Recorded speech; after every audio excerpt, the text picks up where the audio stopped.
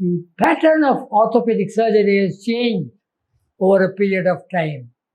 Now, the common problem is due to injury, and it is very important to restore the normal anatomy of the skeleton.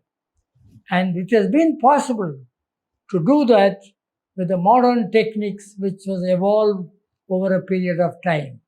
Now it has become very safe to treat patients by surgical methods, which gave excellent results, not only in restoring the function, but also restoring the morale of the patient. So they were able to get back to their work in a very short time because of the great advances which we have been able to get and implement in our bone and joint clinic.